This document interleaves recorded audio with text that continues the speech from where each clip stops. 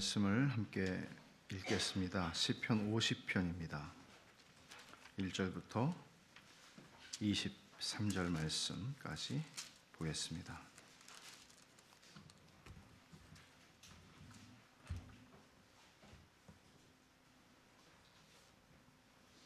교독하겠습니다. 전능하시니 여호와 하나님께서 말씀하사 해 돋는 데서부터 해 지는 데까지 세상을 부르셨도다. 온전히 아름다운 시온에서 하나님이 빛을 비추셨도다. 우리 하나님이 오사 잠잠하지 아니하시니 그 앞에는 삼키는 불이 있고 그 사방에는 광풍이 불리로다. 하나님이 자기의 백성을 판결하시려고 위 하늘과 아래 땅에 선포하여 이르시되 나의 성도들을 내 앞에 모으라. 그들은 제사로 나와 언약한 이들이니라 하시도다. 하늘이 그의 공의를 선포하리니 하나님 그는 심판장이시미로다. 내 백성아 들을지어다. 내가 말하리라.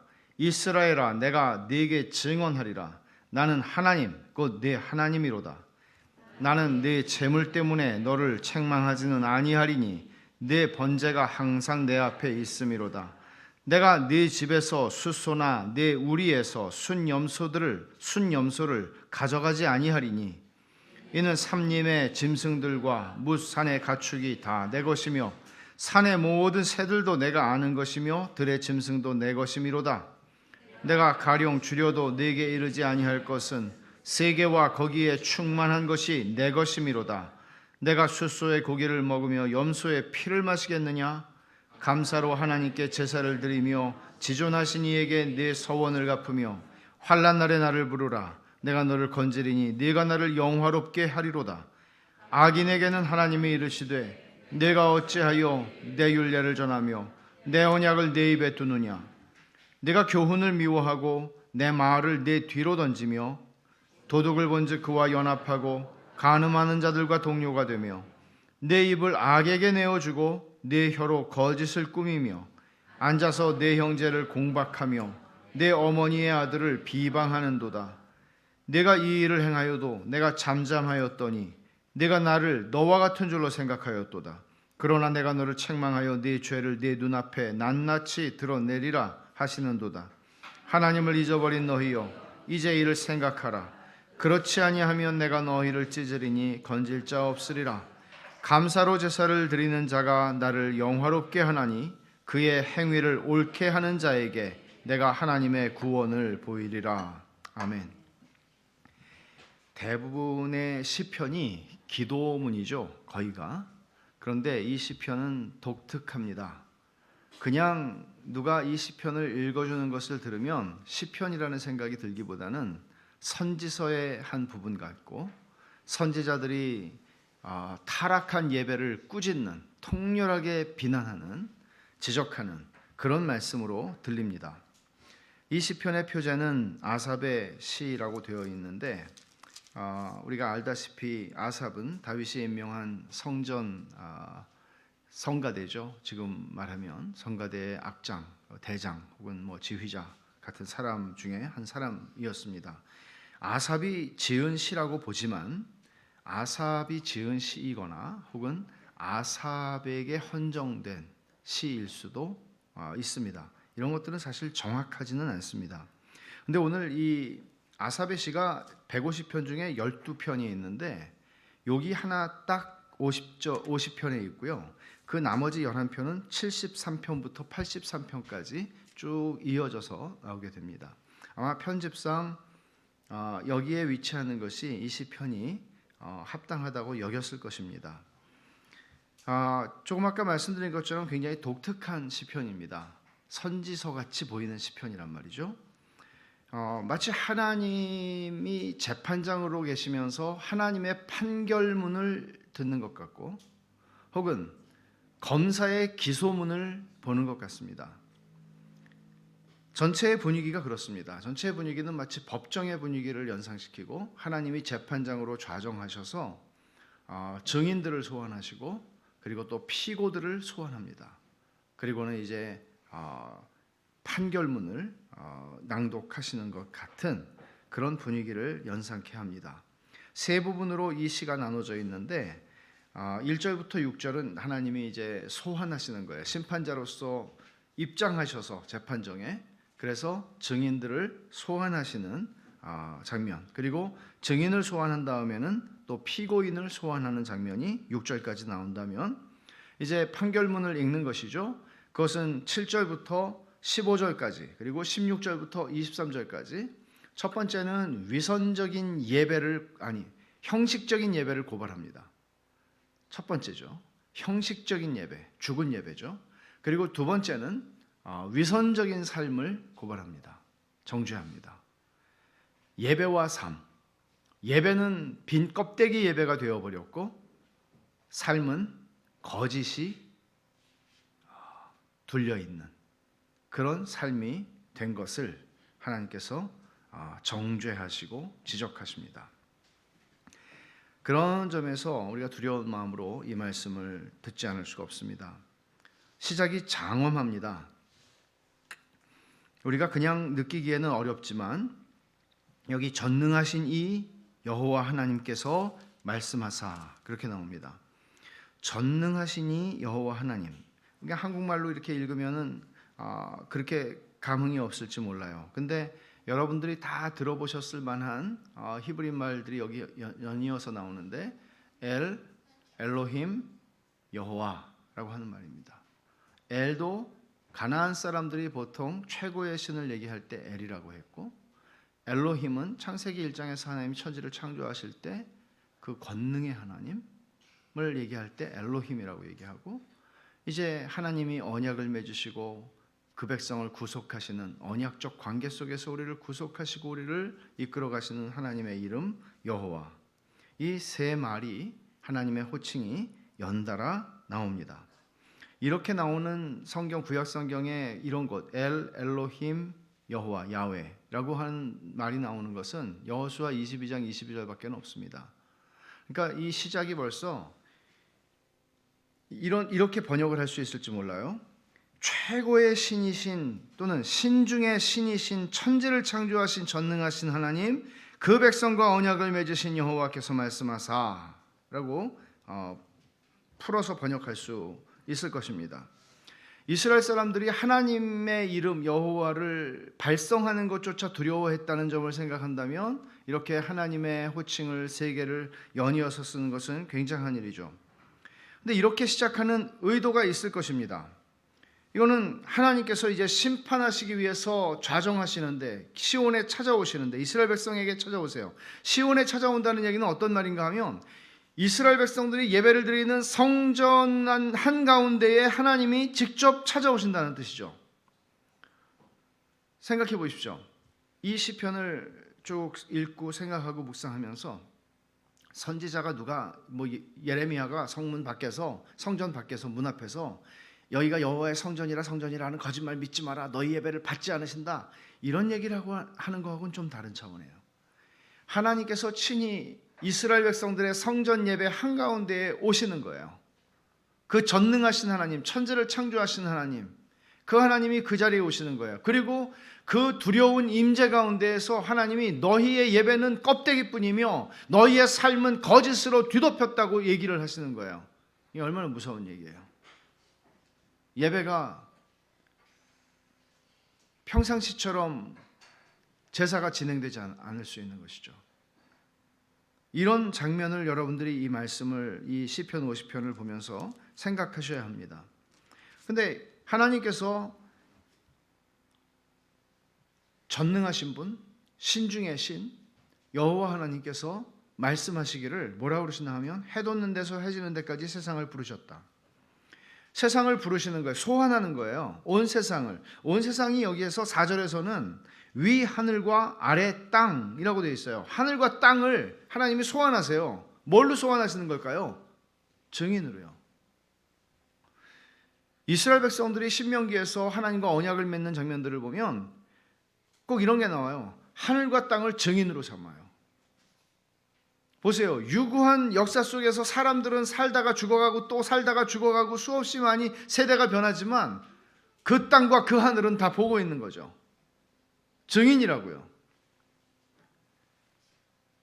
이렇게 온 세상을, 하늘과 땅을 증인으로 소환하시는 하나님은 누구신가 하면 바로 이 앞에 얘기하는 전능하시니 여호와 하나님, 이분이 온 세상을 소환하고 계시는 거예요. 그 하나님께서 재판정에 임하시는데 어떤 모습으로 임하시는가 하면 2절에 온전히 아름다운 시온에서, 시온이 뭐예요? 48편에서 본 대로 터가 높고 아름다운 하나님이 계시기 때문에 아름다운 것이죠. 아름다움의 완전함이에요. 이것은 온전히 아름다움이라는 것은 하나님이 빛을 비추셨도다. 여기 하나님의 임재가 어떤 방식으로 나타나는지 빛이 나요.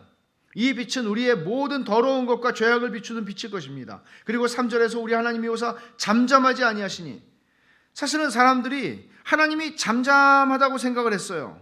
하나님이 심판을 하지 않는다고 생각을 한 거죠. 그러니까 하나님이 우리 같다고 생각하는 거예요. 21절을 보세요. 내가 이 일을 행하여도 내가 잠잠하였더니 내가 나를 너와 같은 줄로 생각하였도다. 근데 하나님이 지금 오시는 거예요. 그동안 잠잠하셨던 하나님, 우리가 뭘 어떻게 해도 살아계신지 주무시는지 알 수가 없도록 잠잠하셨던 하나님이 이제 오셨어요. 오시는데 잠잠하지 않으세요. 잠잠하지 아니하시니 그 앞에는 삼키는 불이 있고, 빛이 비추어서 우리의 죄악을 비추고 그 다음에 삼키는 불이 있어서 그 불로 우리를 정결케 하는, 그 사방에는 광풍이 불리로다. 마치 시내산에 하나님이 임하셨을 때 그런 모습들을 연상케 하는 그런 장면들이죠. 그렇게 하나님께서 성전 예배 가운데 찾아오셨다고 한번 생각을 해보십시오. 성막을 다 만들었을 때, 그리고 그 성막을 봉헌할 때 불이 나왔죠. 성전을 지었을 때 솔로몬이, 그때도 하나님의 영광에 사로잡혀서 동일한 일이 일어났어요. 다 두려워했습니다. 하나님의 임재는 그런 것입니다. 이제 하나님께서 재판장이 이제 입장을 하신 거예요. 그 다음에 이제 남은 게 뭐죠? 증인들을 부르셨죠. 이제는 피고인을 부르시는데, 피고인을 부르는 게 5절에 나오죠. 이르시되 나의 성도들을 내 앞에 모으라. 그들은 제사로 나와 언약한 이들이니라 하시도다. 놀라운 얘기입니다. 피고가 이 세상의 불신자나 이 세상의 어떤 다른 것이 아니라 피고가 바로 나의 성도들, 제사로 나와 언약한 이들이라고 얘기를 하는 거죠. 이 성도들이란 말은 하세드라고 하는 말인데, 경건한 자들, 하나님의 언약을 자기 삶의 기준으로 삼는 사람들. 그러니까 무서운 사람들이죠. 하나님의 언약이 내 법이에요. 세상 법과 하나님의 법이 충돌되면 하나님의 법을 따르는 사람이에요. 이게 성도들이라는 말의 뜻이에요.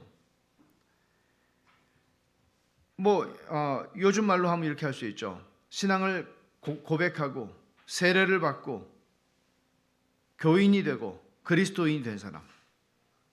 그리스도인은 그런 뜻이잖아요. 자기를 부인하고 십자가를 지고 주님을 따라가는 사람. 성도들을 불러요. 교회, 그리스도인, 성도가 하나님의 심판의 대상인 것이죠.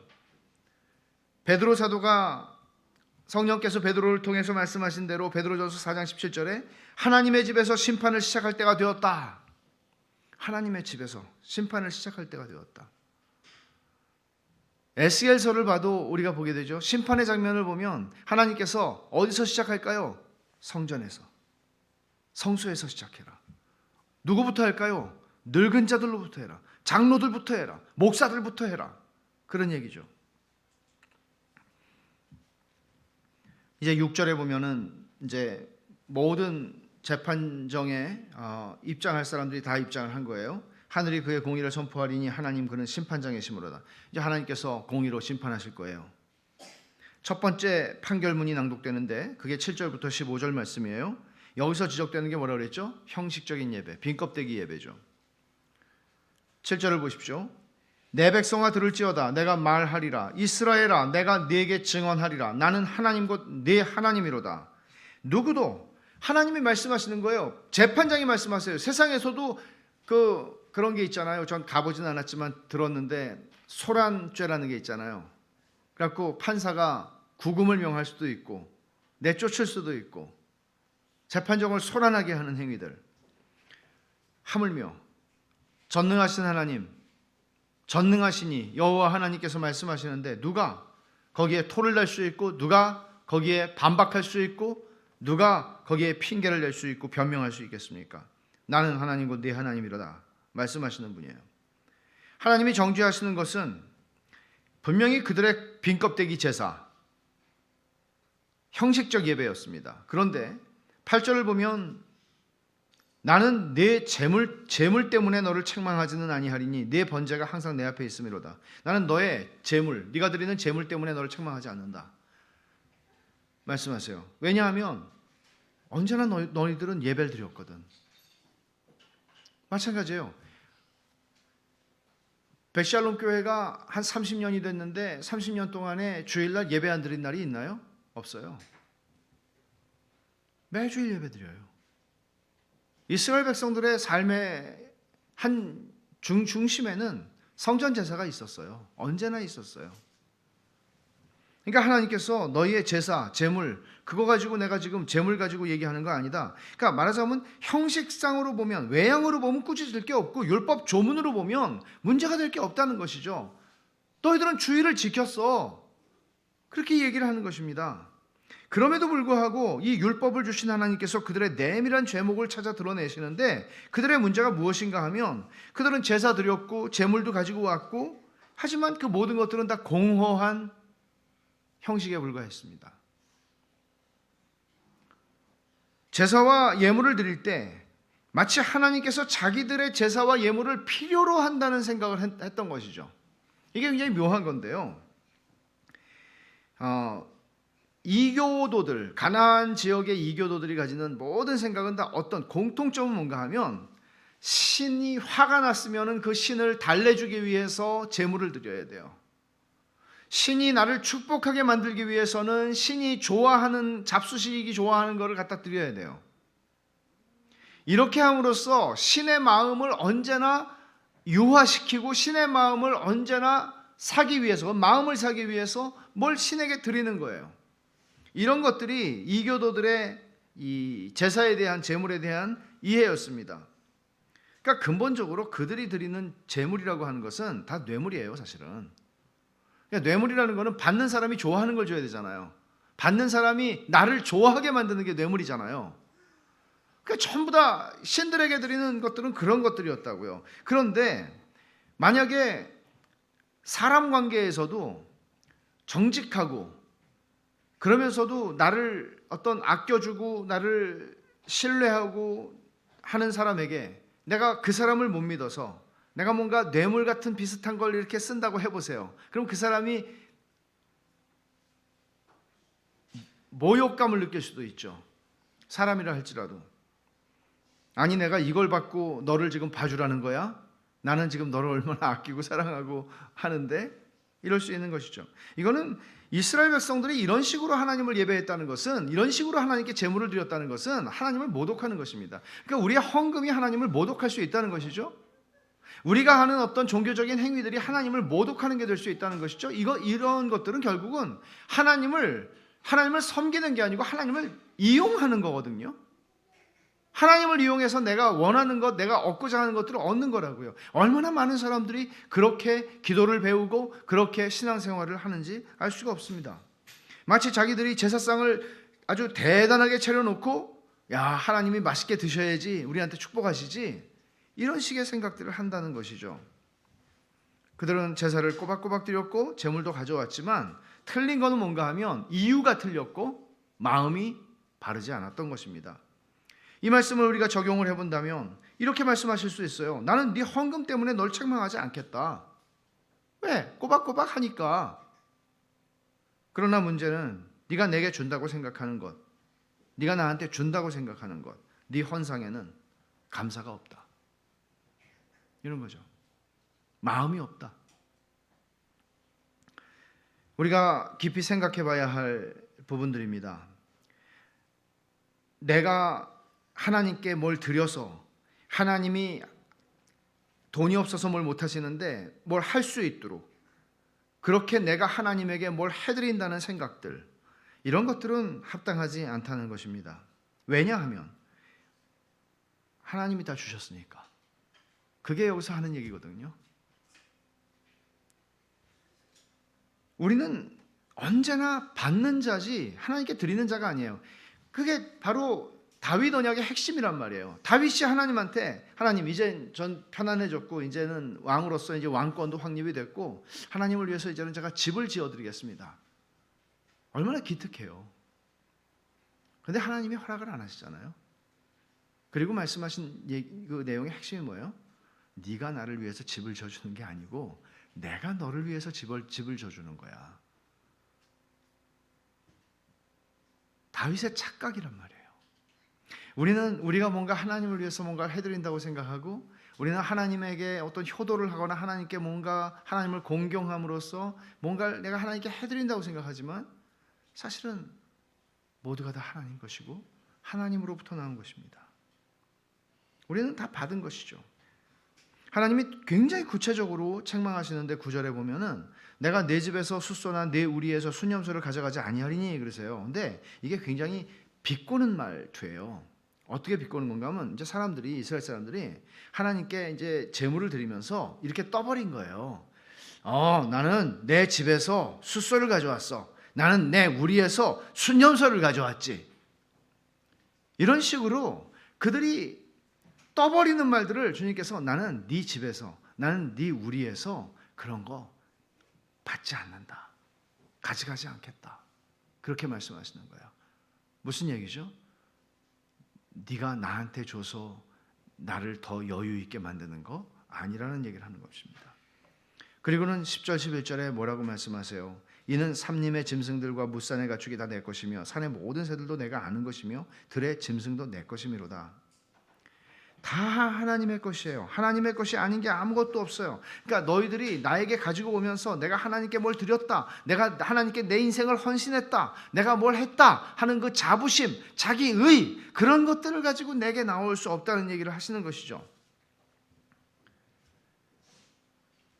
심지어 그 뒤에 12절에 이렇게 말씀하시죠. 내가 가령 줄여도 줄이시지 않으시지만 줄여도 내게 이르지 아니할 것은 세계와 거기 충만한 것이 내 것입니다. 내가 너한테 꼭 받아야 되는 게 아니고 너가 아니래도 다 된다. 제가 여기다 그렇게 말하면 안 되지만 심하게 말하면 너 없으면 더 잘 된다. 저는 그런 생각을 해요. 진짜로. 하나님이 저하고 일하시기가 얼마나 힘드시겠어요. 말을 잘 안 들으니까. 제 고집이 있으니까. 근데 사람들은 착각해요. 나 때문에 하나님의 일이 잘 될 거라고. 나 때문에 뭐가 될 거라고 착각해요. 말도 안 되는 얘기예요. 나 데리고 하시는 게 보통 일이 아니에요. 하나님이. 말도 안 되는 얘기예요. 그런 착각에 빠지니까 그거 하나님이 지적하시는 거죠. 예배를 드릴 수가 없는 거예요. 그런 마음으로는. 야, 하나님 수지 맞으셨다. 어떻게 나 같은 사람을 픽업하셔가지고, 야, 그런 생각들. 그러니까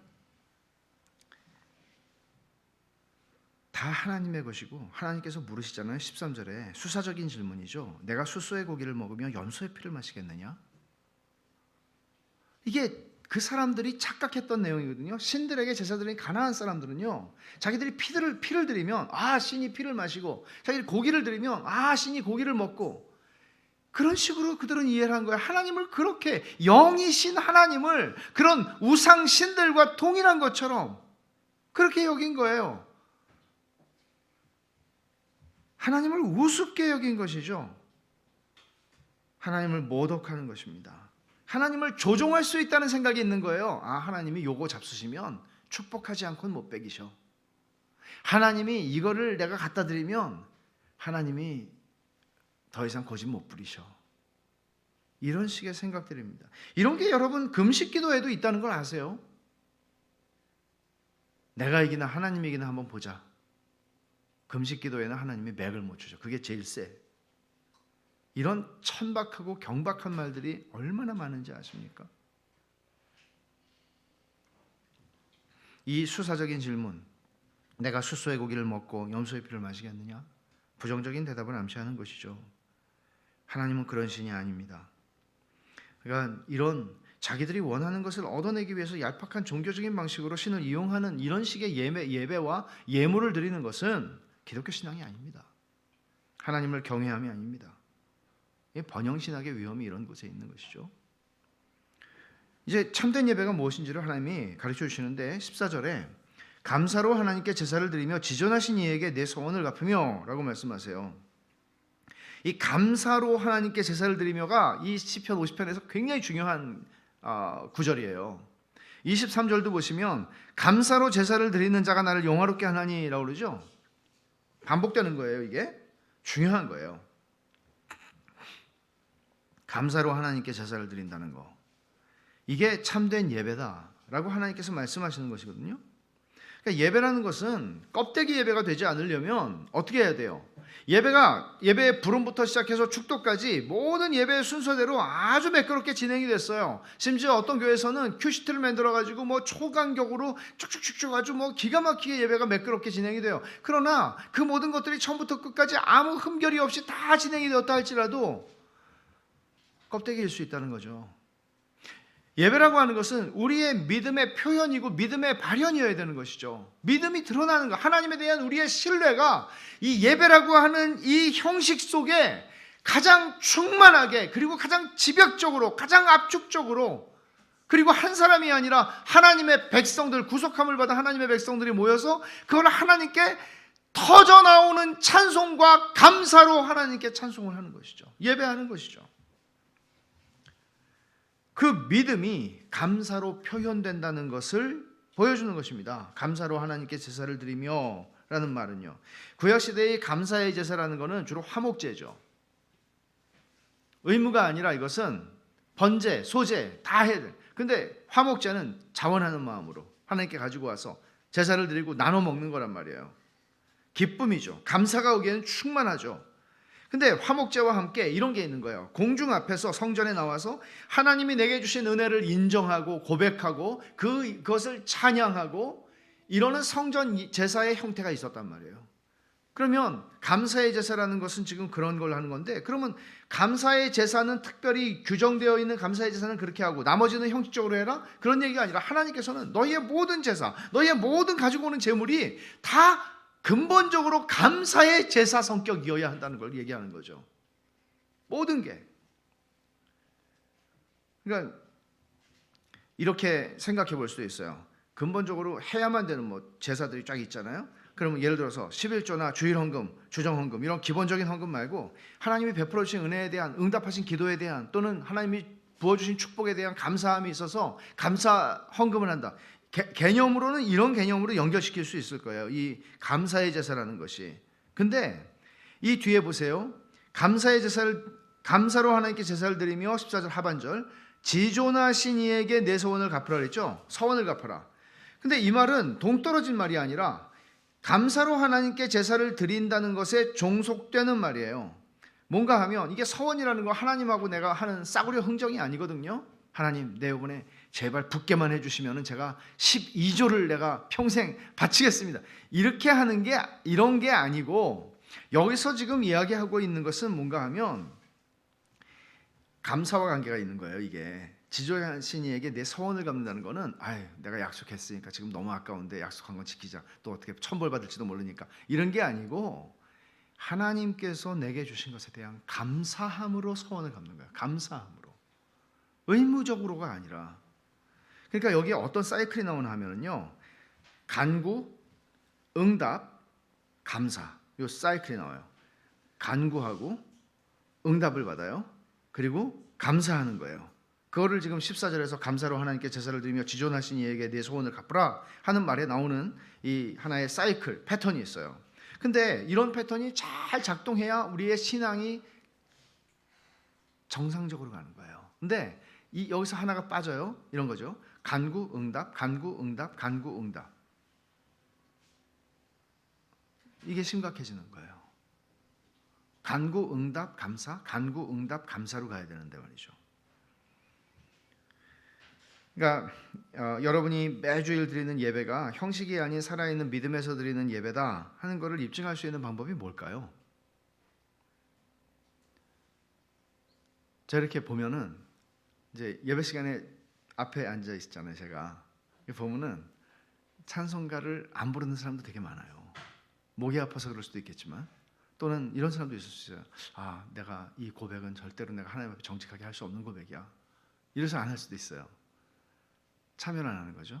그럼 기도할 때는 어떨까요? 그러면 우리가 기도와 찬송과 말씀에 집중한다는 것이 성경에서 지금 이 본문에서 말씀하는 참된 예배, 감사로 하나님께 드리는 제사일까요? 우리가 하나님께 감사로 하나님께 제사를 드린다는 것은 입증할 수 있는 것은 무엇일까요? 헌금일까요? 그러면 뭘까요?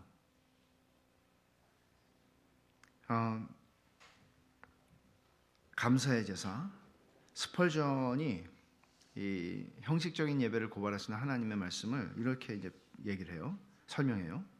너희 영혼이, 그러니까 하나님이 이제 말씀하시는 거예요. 너희 영혼이 내게 사랑과 감사를 표현할 때만 내가 너희의 제물을 받아들일 것이다. 기억해라. 하나님의 선하심을 기억함으로 말미암는 사랑의 감정이 제물의 본질이고 의미이고 정수라는 것을. 다시요. 기억해라. 하나님의 선하심을 기억함으로 말미암는 사랑의 감정이 제물의 본질이요 의미이자 정수라는 것을. 그런 하나님의 선하심에 대한 인정, 내 인생 속에서 지금 내가 그런 걸 고백할 수 없는 상황이 너무나 많지만 그 하나님의 선하심을 기억하고 하나님을 향한 사랑과 감사의 감정을 가지고 준비된 헌금을 드리고 준비된 예배를 드리는 것입니다. 찬송에도 기도에도 모든 것 속에서. 15절을 보십시오. 잘 알려져 있는 말씀입니다. 환난 날에 나를 부르라. 내가 너를 건지리니 내가 나를 영화롭게 하리로다. 이거는 뚝 떨어져서 나온 말이 아니라 이 맥락에서 이 구절을 이해를 해야 되는 것이죠. 간구, 응답, 감사, 제사라는 패턴이 또 나와요. 여기에 간구, 부르라, 응답, 건지리니 뭐죠? 그 다음에 네가 나를 영화롭게 한다. 어떻게 해요? 감사의 제사로 하나님을 영화롭게 하는 거거든요. 그러니까 15절 말씀은 신자들에게는 환난 날이 없다 그렇게 말하는 게 아니에요. 신자에게도 환난 날이 있다는 걸 전제하고 하는 말이에요. 환난 날에 나를 부르라. 그래야 이 패턴이 살아있죠. 기도하는 거예요. 부르짖는 거예요. 그럼 내가 너를 건질 것이다. 응답을 받아요. 그럼 감사의 제사로 하나님께 나아가는 거예요. 그래서 하나님을 영화롭게 하는 거예요. 23절 보세요. 감사로 제사를 드리는 자가 나를 영화롭게 하나니. 15절에서는 내가 나를 영화롭게 하냐. 어떻게? 간구하고 응답받은 것에 대해 감사의 제사를 드리면서 라고 말하는 것이죠. 이 두 번째 정죄, 두 번째 고발장으로 가면 우리는 16절부터 23절인데 마지막 단락이에요. 여기서는 하나님이 위선적인 삶을 고발한다고 그랬죠. 이 첫 번째는 뭐예요? 형식적 예배, 두 번째는 위선적 삶. 근데 이 두 개의 관계가 있어요. 뭔가 하면 인과관계예요. 예배가 무너지면 위선자가 돼요. 그러니까 잘 들으십시오. 아예 하나님을 인정하지 않고 믿지 않는 사람들은요 상관이 없어요. 근데 내가 예수님을 믿는다고 말해요. 내가 기독교인이라고 말해요. 세례를 받았어요. 예배를 빠지질 않아요. 근데 그 예배가 하나님이 받으시는 예배가 껍데기 예배예요. 여기서 얘기하고 있는 그 형식적인 예배예요. 아무 감흥도 없고 아무 감정도 없고 그냥 왔다가 가는 거예요. 그러면 위선자가 된다고 얘기해요. 삶이 위선적이 된다고 얘기해요. 예배가 무너지면 삶이 무너지는 것은 너무나 분명해요. 그걸 가장 잘 보여주는 게 가인의 삶이죠. 여러분, 반대로 예배가 우리의 삶 속에서 살아나기 시작하면 내 삶에 여러분의 삶에서 가장 중요한 일이 무엇일까요? 중요한 행위, 인간으로서 이 땅을 살아가면서 중요한 행위는 무엇일까요? 가장 비중 있고 가장 중요하고 의미 있는 행위는 무엇일까요? 성경의 말씀에 따르면 그것은 하나님을 예배하고 하나님을 예배하며 하나님을 거룩하신 하나님과 만나는 자리가 아닐까요? 그러면 그 자리가, 그 예배가 우리의 삶 속에서 진짜 회복이 되고 예배를 통해서 내가 뭐 충전이라는 말 쓰는데 뭐 그게 합당한 말인지 모르겠습니다만은 예배를 통해서 내가 성령으로 충만함을 입고 예배를 통해서 내가 하나님을 더 깊이 사랑하게 되고 예배 가운데 하나님의 영광을 말씀 속에서 보게 되고 그 하나님을 닮아가게 되고 이런 일들이 우리의 삶 속에 일주일에 한 번씩 정확한 사이클로 일어날 수 있다면 우리는 위선자가 아니라 하나님을 닮아가는 사람이 되는 것이죠.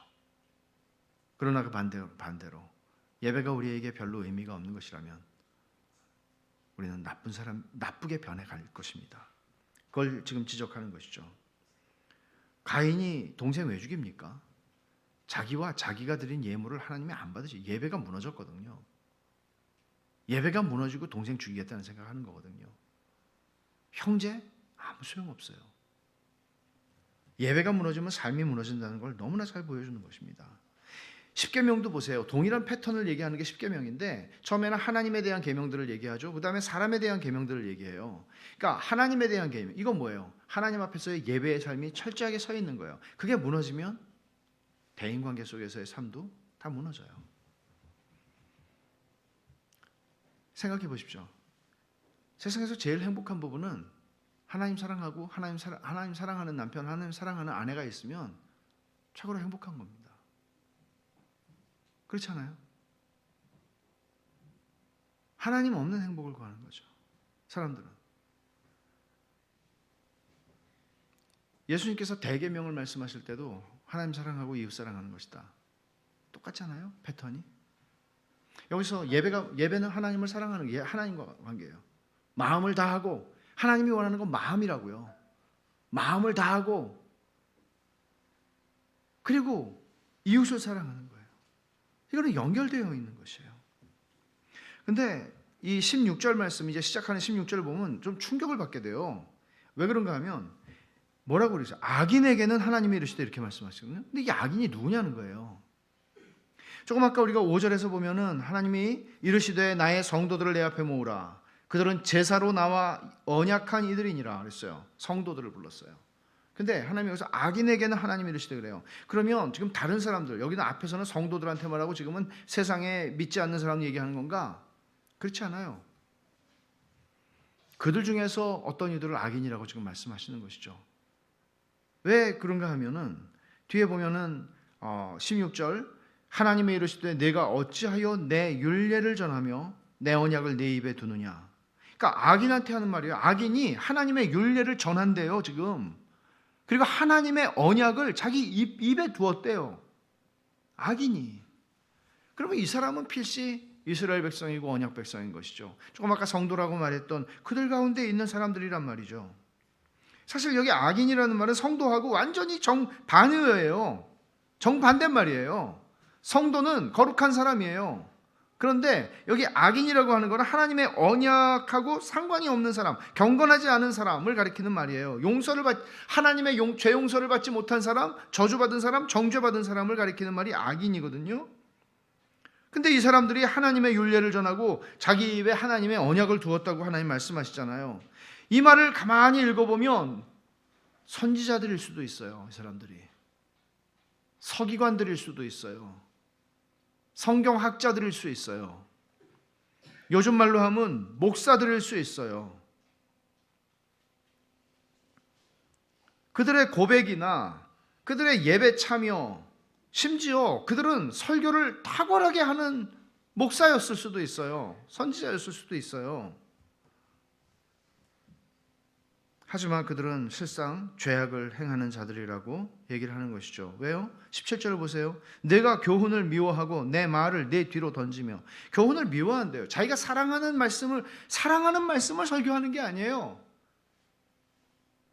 먹고 살자고 하는 것이겠죠. 그리고 등 뒤로 던진대요. 아유, 꼴도 보기 싫어. 하나님 말씀 부담스러워. 하나님의 언약을 등 뒤로 던져버린다는 거예요. 하나님의 말씀을 귀하게 여기지 않아요.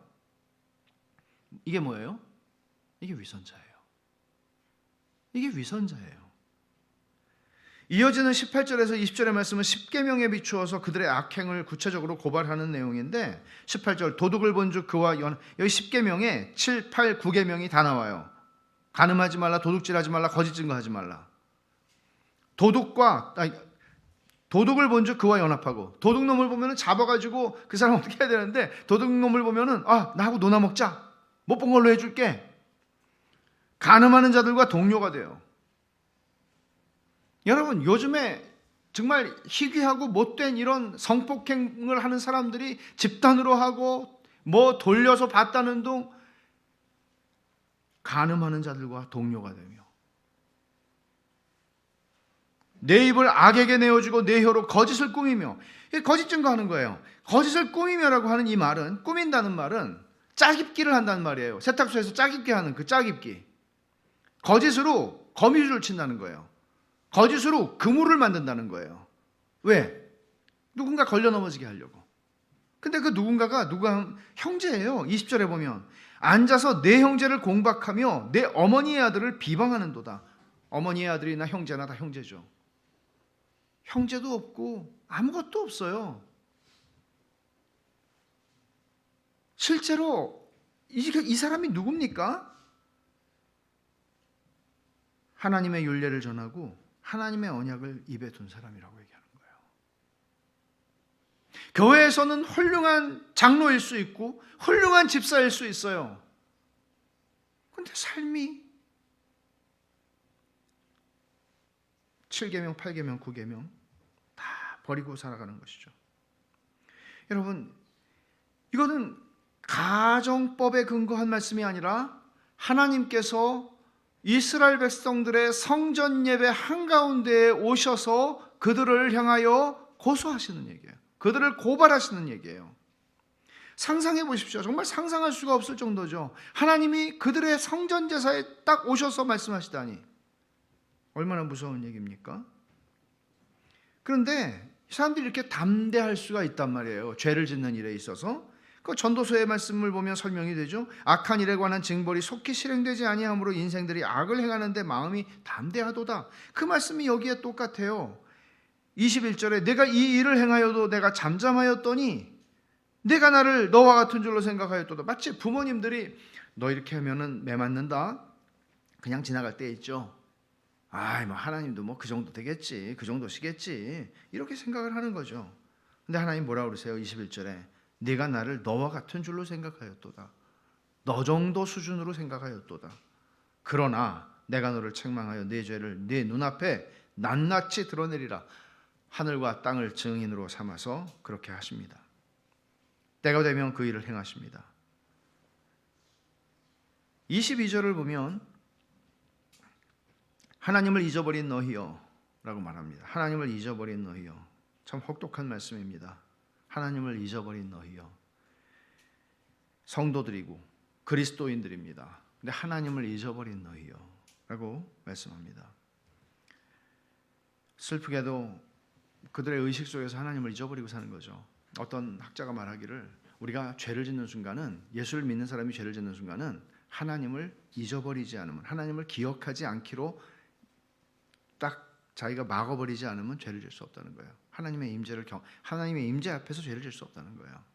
하나님을 기억하지 않기로 내 기억에서 밀어내야 내가 죄를 질 수 있다는 것이죠.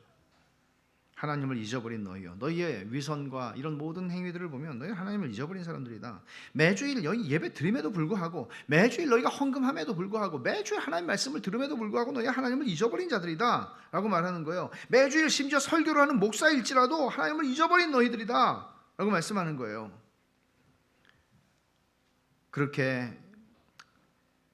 그래서 22절 중간에 이제 이를 생각하라고 그래요. 생각하라고. 너희들의 형식적 예배, 너희들의 위선적 삶을 생각하라고 얘기해요. 그렇지 아니하면 내가 너희를 찌질이니 건질 자 없으리라. 이건 뭐예요? 맹수가 어떤 어린 양이나 뭐 찢는 것처럼 말이에요.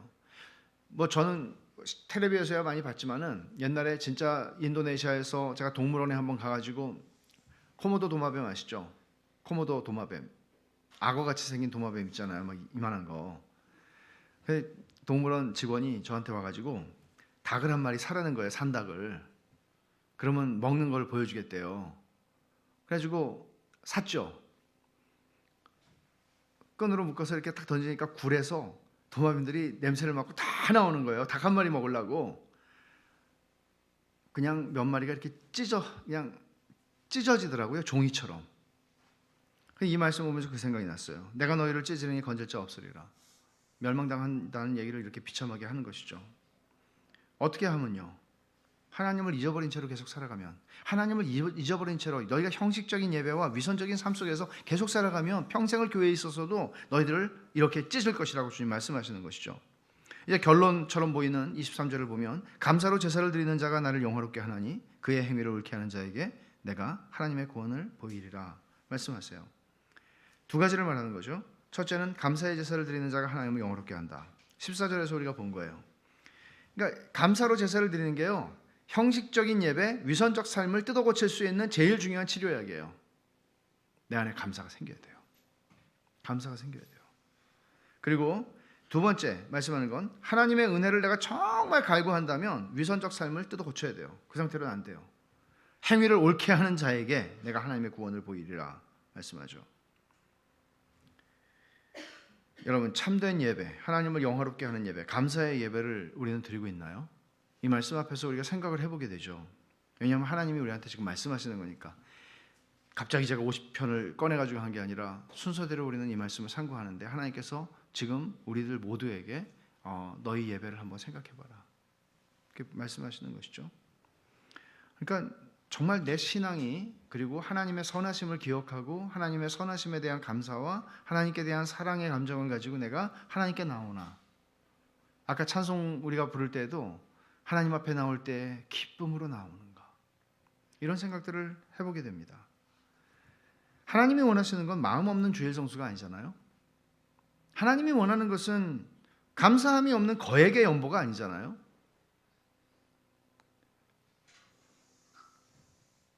예배가 형식화되고 삶이 위선적인 방향으로 흘러가는 것은 이스라엘 백성만의 문제가 아니라 우리들에게도 늘 그런 위험 가운데 우리가 살아가는 거예요. 사실 이게 버릇이 되고 습관이 되고 그냥 형식이 되는 거예요. 이게 얼마나 우리가 싸워야 되는 일인가, 그런 생각들을 이 말씀을 보면서 하게 돼요. 예레미야 선지자가 한 번은 예루살렘 성전 문 앞에 서서 이렇게 말했어요. 설교를 했어요. 만군의 여호와 이스라엘의 하나님께서 이와 같이 말씀하시되 너희 길과 행위를 바르게 하라. 같은 말씀이죠. 성전 앞에서 그렇게 얘기한 거예요.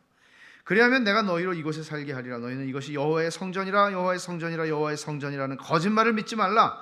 아니, 멀쩡히 여호와의 성전이 여기 서 있는데 이게 여호와의 성전이라는 거짓말을 믿지 말라고 얘기하는 겁니다. 너희가 만일 길과 행위를 참으로 바르게 하여 이웃들 사이에 정의를 행하며 이방인과 고아와 과부를 압제하지 아니하며 무죄한 자의 피를 이곳에서 흘리지 아니하며 다른 신들 뒤를 따라 화를 자초하지 아니하면 내가 너희를 이곳에 살게 하리니 너희 조상에게 영원 무궁히 준 땅에 서라. 여기서 동일한 거예요. 너희의 길과 행위를 바로잡아라. 길이라고 하는 말은 너무나 다양한 뜻을 가지고 있는 말이죠. 우리가 바로잡아야 할 길이 뭐가 있어요? 하나님하고의 예배를 바로잡는 것이죠. 여러분의 예배 어떻습니까? 여러분의 헌상 어떻습니까? 여러분의 예배와 여러분의 헌상에는 감사가 있습니까? 충만합니까?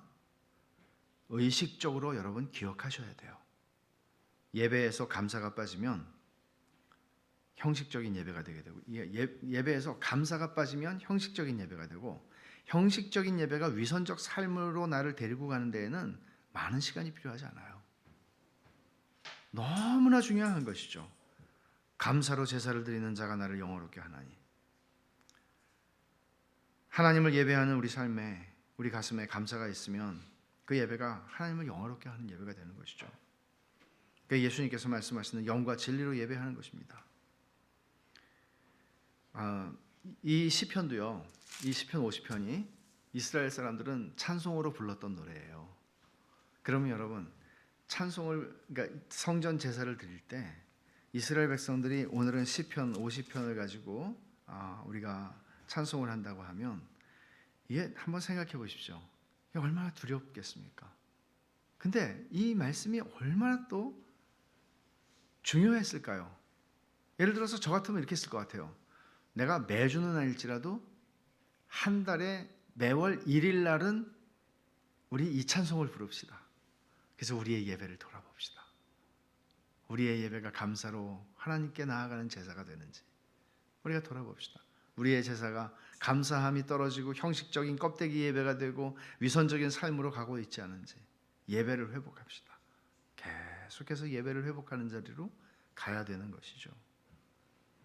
여러분, 그러니까 예배하러 나올 때마다 이걸 기억하면 좋겠어요. 두 가지를 기억했으면 좋겠는데, 이 50편의 첫 부분과 마지막 부분이에요. 첫 부분이 뭐예요? 전능하시니 여호와 하나님께서 말씀하사 엘 엘로힘 여호와. 장엄한 시작이라고 제가 아까 말씀드렸죠. 우리는 그런 하나님께 예배하러 나오는 것입니다. 이것은 뭔가 하면 그냥 딱 처음에 이 하나님 전능하시니 여호와 하나님이라고 말하면서 그 하나님을 아는 사람들은 그 하나님의 이름을 들을 때 그 앞에서 무릎을 꿇게 되고, 내가 지금 그 하나님께 예배하는구나. 그리고 그 앞에서 어떤 우상이 설 자리가 있고 그 앞에서 어떻게 다른 것들을 경배할 수 있습니까? 돈, 명예, 쾌락, 즐거움, 어떤 것을 내가 그분을 안다면 어떤 것을 그분과 견줄 수 있겠습니까? 우리가 하나님의 말씀을 통해서, 교리를 통해서 배우는 모든 지식을 총동원해서 그 하나님을 안다면 그 하나님 앞에서 우리가 무엇을 견줄 수 있고 다른 것을 경배할 수 있겠습니까? 우리가 나라, 국가라는 것, 또 소유, 또는 그 중한 자녀, 아무것도 우리의 경배의 대상이 될 수 없습니다. 그분을 안다면, 그 하나님을 아는 것, 기억하는 것, 이게 전능하시니 여호와 하나님, 내가 그분께 나아간다. 이것을 기억할 필요가 있고, 오늘 본문의 맨 마지막에 감사로 제사를 드리는 자가 나를 영화롭게 하나니, 이 말씀도 기억하고 가야 합니다. 감사로 제사를 드리는 자가 나를 영화롭게 한다.